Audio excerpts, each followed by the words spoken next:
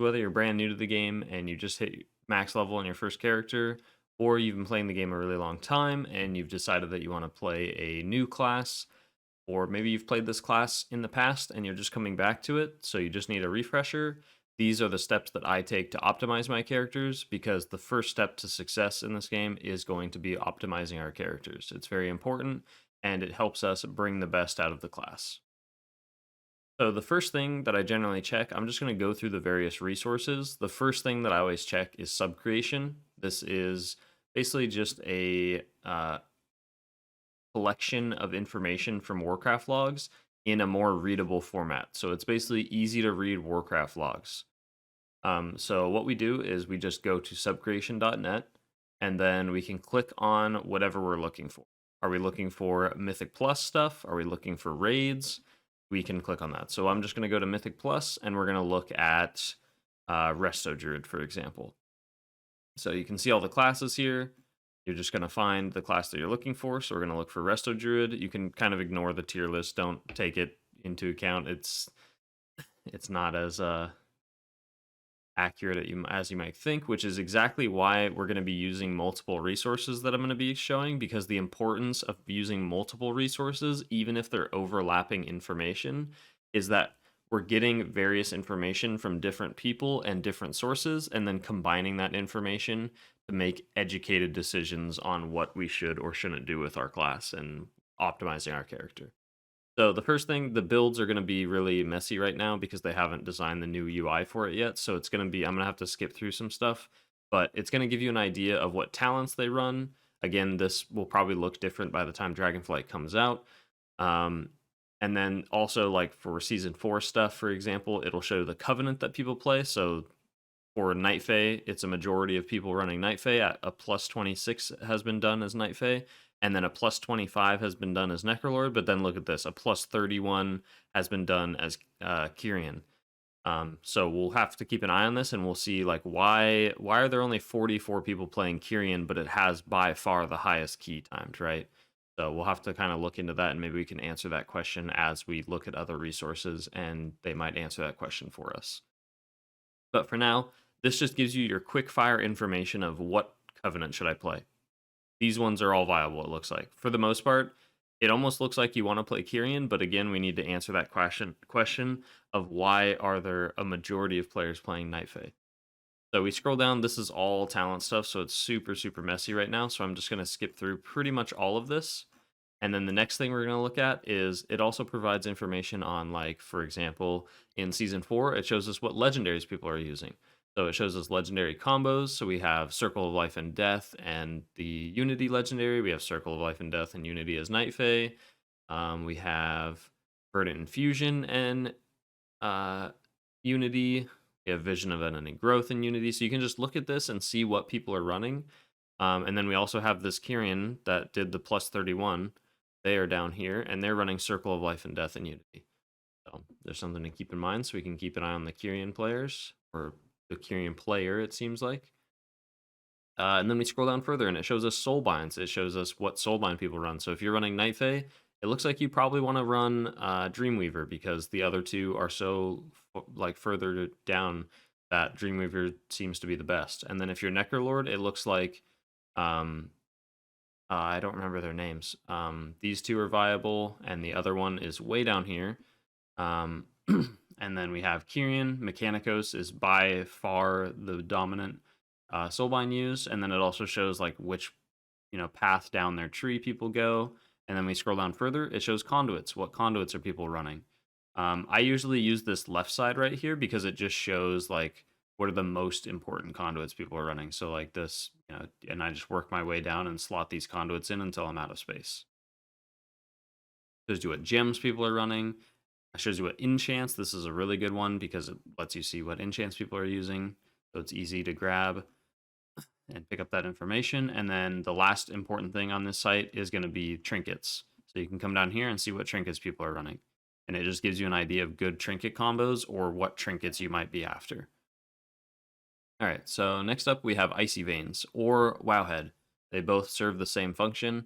I just use Icy Veins. I don't know why I default to it. I think it's just I'm used to the the UI and stuff of like navigating through the website and stuff. But literally, Icy Veins and Wowhead are, you can use either one for class guides. A lot of the time, they're written by the same person. Sometimes they aren't, but a lot of the time they are. So all we do is go to WoW up here at the top, and then we're just going to look for our class. So we go to classes, and we're going to go to Restoration Druid.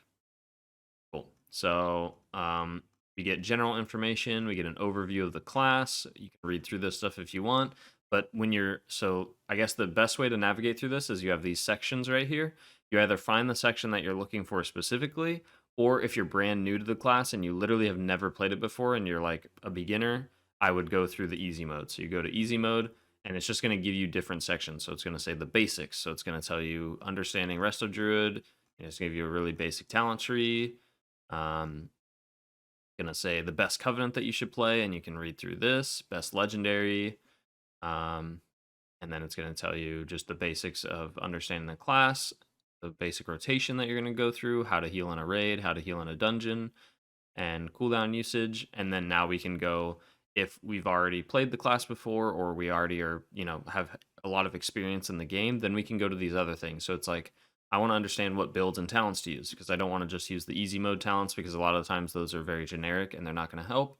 So this is the best generic raid healing build for Dragonflight pre-patch. So this is raid healing right here. And then they also, we usually include some notes on it. So this is dungeon healing. And it says if you want more detailed advice specific to Mythic Plus, check out our page below. So we would go here since we're looking for Mythic Plus stuff. But if you scroll down further, it's going to show you, like, it's going to literally go over every single row of talents and tell you like the benefits and the downsides to taking certain talents or choosing certain talents over others. So we go to Mythic Plus, and this is our Resto Druid at Mythic Plus rotation, Resto Druid utility, Mythic Plus tree, and then just going to have various things that just go over Mythic Plus related stuff, and we can read through these articles, and they are very resourceful. So if you have the time, you just click on a certain section that you want to read about, and you read about it. It's really that simple. If you're just trying to get the fastest information possible, you can use the easy mode, but again, I really recommend usually at least going through the builds and talents and like actually figuring out why people are running certain things, because it's very important to understand. All right, so that's Icy Veins or Wowhead, so written guides. Next up, we have Warcraftlogs. This can also, Subcreation pretty much does this for us, but if you want to take a little bit deeper of a dive, you use Warcraftlogs. So what we would do is just go to raids. Again, we were looking for Mythic Plus stuff, but now we're going to switch over to like understanding how to look for raid stuff. So we would just go to the, whatever the current raid is. Right now it's faded stuff, so we can just go to Sepulchre because it's probably being ran the most.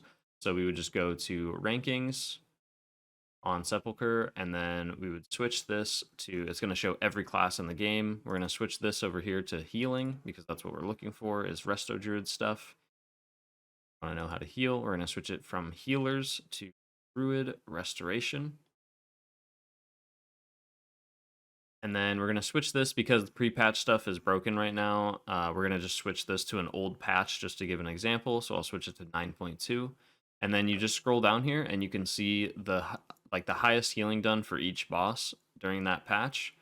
And it's going to show you what talents the person was running. It's going to show you what trinkets they were using. It's going to show you what soul binds, what conduits, what legendaries, all this kind of stuff, what they were running.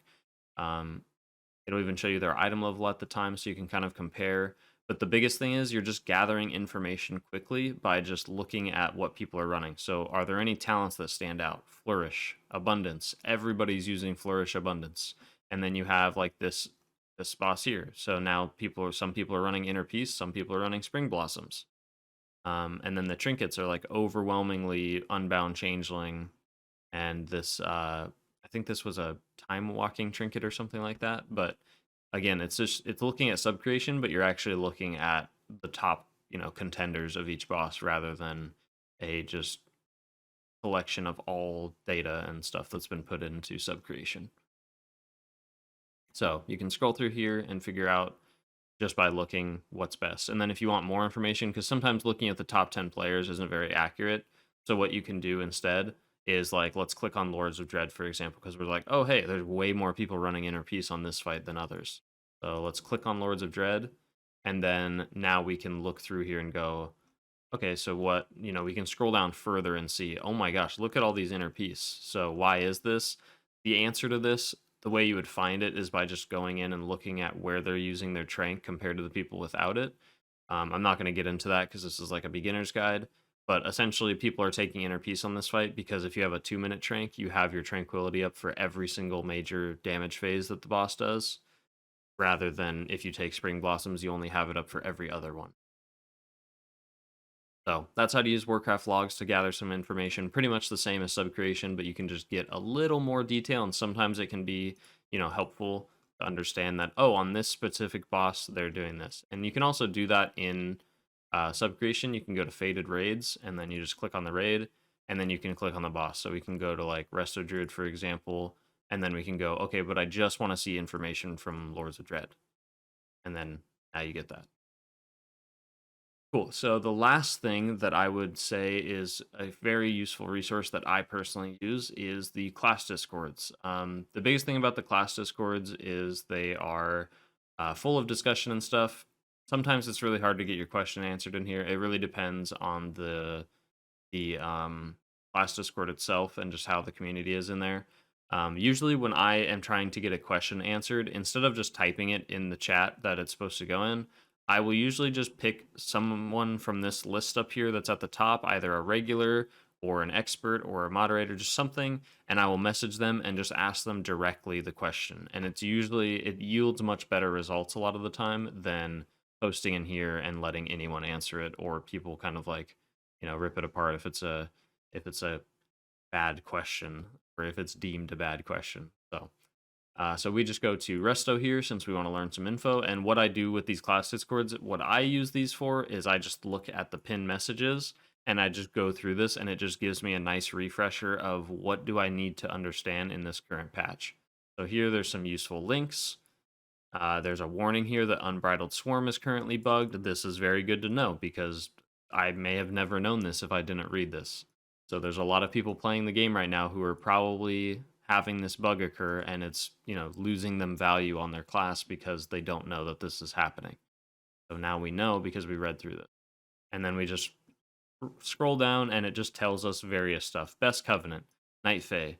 Oh, maybe we can learn about why people are running Kyrian in Mythic Plus, but only so little people are running Kyrian in Mythic Plus, but it's done the highest key. Mythic Plus Season 4, Necrolord for both healing and damage. So they say that you want to run Necrolord. With pre-patch, you can select Adaptive Swarm / Convoke through the talent tree, opening up Kyrian as a Mythic Plus Covenant option.